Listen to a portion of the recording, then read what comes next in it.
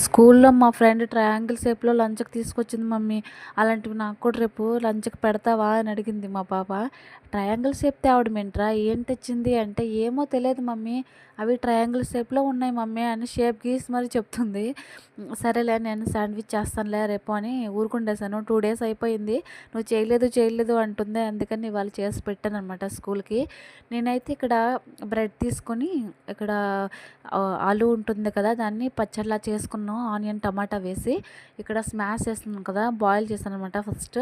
ఇలా పచ్చడి వేసుకొని బ్రెడ్ తీసుకొని దానిపైన గీ ఏసుకున్నాను. నెక్స్ట్ నా దగ్గర మయోనీస్, రెడ్ సాస్ ఉంది. వాటిని టాపింగ్‌లా వేసుకొని మొత్తం స్ప్రెడ్ చేసుకున్నాక ఆలు పచ్చడి చేసుకున్నా కదా! దాన్ని దీనిలో పెట్టుకున్నాను. దీని పైన పెట్టుకొని నెక్స్ట్ దీన్ని కవర్ చేసేసాను.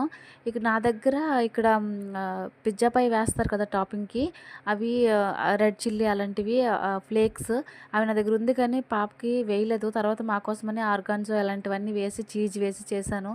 చాలా బాగొచ్చింది. ఇంతకీ మీరు ఎప్పుడైనా ట్రై చేశారా ఇలా? నాకైతే భలే కుదిరిందండి. ఫుల్ రెసిపీ కోసం కమెంట్ చేయండి. తప్పకుండా షేర్ చేస్తాను. వీడియో నచ్చితే లైక్ చేసి సబ్స్క్రైబ్ చేసుకోవచ్చు కదా వెళ్ళే ముందు. Bye bye.